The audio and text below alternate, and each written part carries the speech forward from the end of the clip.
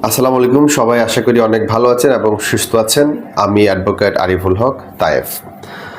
প্রতারণা কথাটি আমরা অনেকে শুনে থাকি, তো আজকে আমরা জানব প্রতারণা কি এবং এই প্রতারণা করলে কি শাস্তি আইনে রয়েছে।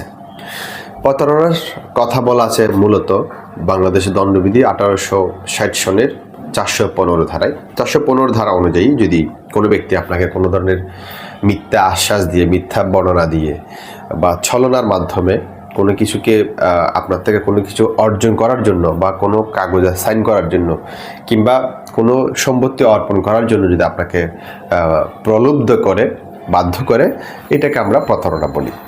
তো প্রতারণার বিভিন্ন রূপ রয়েছে, যেমন বাংলাদেশ দণ্ডবিধি 416 ধারায় প্রতারণার আরেকটি রূপ হলো, সেটা হলো অন্যের রূপ ধরে প্রতারণা। অর্থাৎ অন্যের রূপ ধরে প্রতারণার অর্থ হলো একজন ব্যক্তি যদি আপনাকে বলে যে সে একজন ব্যাংকের ম্যানেজার, কিন্তু আসলে সে ব্যাংকের ম্যানেজার নয়।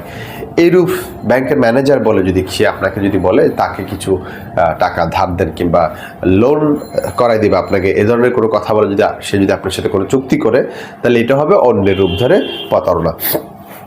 তাহলে প্রতারণার বিষয়বস্তু আপনারা জানলেন। তাহলে প্রতারণার কী শাস্তি রয়েছে? যদি কোনো ব্যক্তি কোনো প্রতারণা করে, তাহলে বাংলাদেশ দণ্ডবিধি 417 ধারা অনুযায়ী তার 1 বছর শাস্তি হবে। এবং যদি প্রতারণা যদি এমন হয় যে ব্যক্তির স্বার্থ সংরক্ষণ করার জন্য আপনাকে দায়িত্ব দেওয়া হয়েছে, যদি ওই ব্যক্তির সাথে প্রতারণা করা হয়, অর্থাৎ ব্যাংকের ক্যাশিয়ার কিংবা একজন দোকানদারের মধ্যে দোকানের যিনি কর্মচারী, যিনি ম্যানেজার যদি এই কাজটা করে, কোনো প্রতিষ্ঠানের সিকিউরিটি যাকে কিনা দায়িত্ব দেওয়া হয়েছে বা কোনো প্রতিষ্ঠানের লিখক তাকে কিনা হিসাব রক্ষকের জন্য দায়িত্ব দেওয়া হয়েছে, সেই যদি করে, তাহলে সেক্ষেত্রে 3 বছর পর্যন্ত সাজা হতে পারে। এবং যদি প্রতারণা করার মাধ্যমে যদি কোনো সম্পত্তি কেউ যদি ছিনিয়ে নেয়, অর্থাৎ নিয়ে নেয়, যেমন আপনাকে কেউ একজন বিদেশ নেওয়ার কথা বলে, ভিসা দেওয়ার কথা বলে আপনার সাথে চুক্তি করলো এবং চুক্তি করে আপনার থেকে 5 লাখ টাকা নিয়ে নিল, তাহলে এটা হলো আপনার থেকে সম্পত্তি নিয়ে নিছে।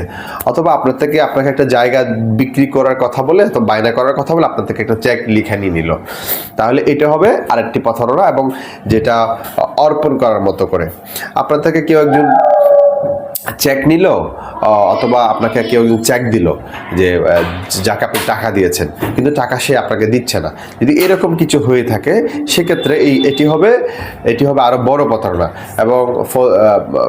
এবং বাংলাদেশ দণ্ডবিধি 420 ধারা অনুযায়ী যেটার শাস্তি 7 বছর পর্যন্ত হতে পারে।